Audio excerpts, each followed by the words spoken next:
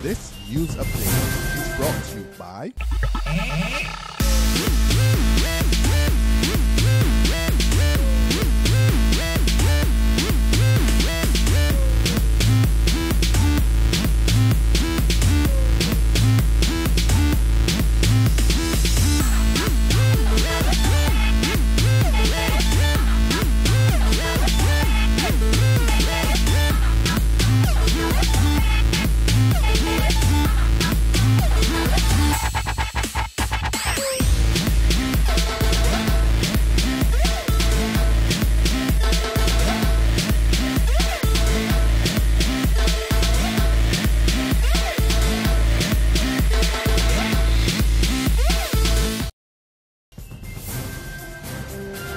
This is the Noon Barbados Today update for Wednesday, August 6, 2014. I'm Dawn Paris. Good afternoon.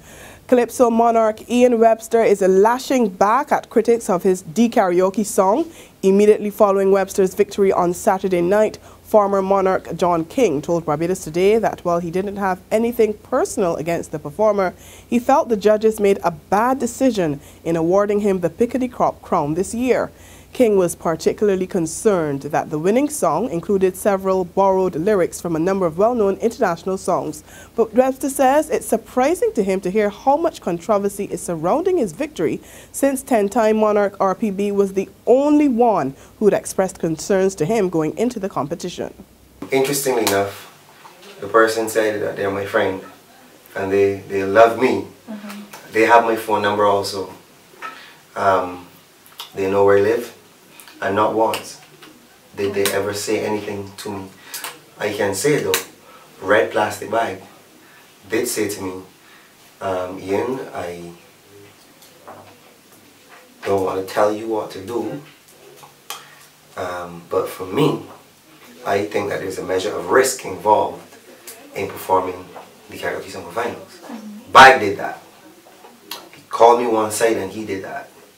And I said to him, well, Bag, you know, I understand your concern. And it is a valid concern, but it's a risk I'm willing to take. American actor Columbus Short is defending his decision to visit Barbados instead of answering a court summons back in the United States. He maintains that his travel plans were made well in advance of what he says was a surprise court date. Short, who's been on the island for the past week, said he was invited to be part of an HIV/AIDS food bank drive and jump with Fantasy Barbados in Kadooment. He says his decision was worth any penalty he will face on his return home today, and he's ready to face the music. I said, you know what? Do I let down a whole island, a whole country for me? Or do I get on a plane and show up for the people?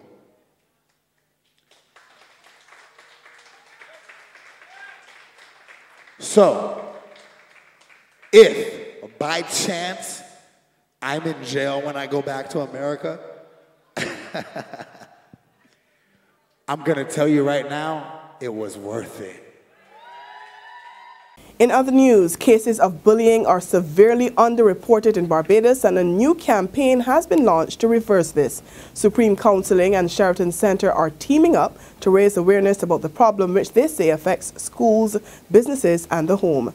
Chief Executive Officer of Supreme Counseling, Sean Clark, warns that the problem is having a serious impact on the society and the island needs to face reality of the problem. 75% of bullying cases go unreported. So 75% of times that children are bullied, they will not report it to an adult at school, at home, at church. They will keep it to themselves. So even in terms of writing on the paper, you say, well, you don't have to put your name. There's still a lot of fear.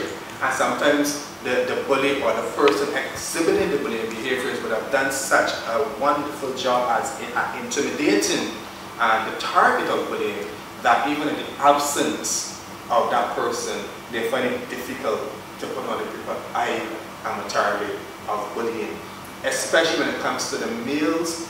And Director of Sheraton Mall, Sharon Oran, says beyond educating the public about bullying, the campaign will be promoting alternatives to the problem: love, passion and tolerance. And so we are having a host of activities in conjunction with Supreme Counseling, and we are going to have a host of activities including selfies, poster competitions, Kids Corner, we're going to be reading books to children about bullying. We're going to be doing t-shirts that are say take a stand against bullying.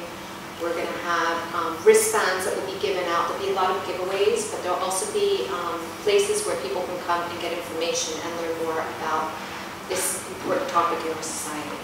2 Jamaican nationals will appear in court today on separate drug trafficking charges. They are 23-year-old Tyrone Jerome Taylor and 40-year-old Lansing Aubin Barnes. Taylor was nabbed on arrival at the Grantley Adams International Airport last weekend and later passed out 47 packets of the drug. Barnes, who arrived from Jamaica on July 21st, passed out 74 packets after he was arrested. They also face charges of possession with intent to supply, and importation. There's regional and international news after this short break. Hi, I'm Red Plastic Bag. Anyone who knows me knows I don't like cold.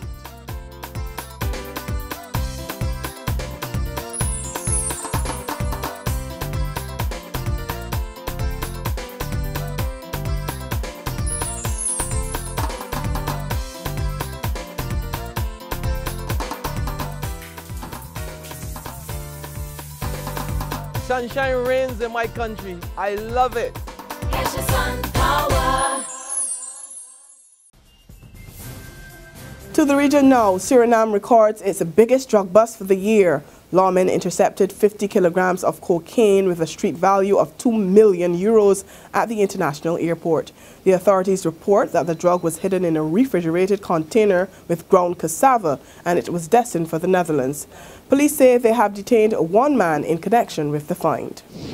Further afield, at least 30 people have been killed in an airstrike in the northern Iraqi city of Mosul. Sources report that the target was a prison used as a base by fighters from the Islamic State. That's a jihadist group that seized Mosul in June. 300 detainees were also reportedly able to escape. And on that note, we end our noon Barbados Today update. We'll be back again at 6 this evening. Until then, remember to log on to www.barbadostoday.bb, subscribe to our e-paper and our email updates, and like us on Facebook. You can also catch us on Izumi Media, in bus terminals, or on Screenplay at supermarkets and gas stations near you to get all the latest news and sports. I'm Dawn Paris. Have a wonderful day. This news update is brought to you by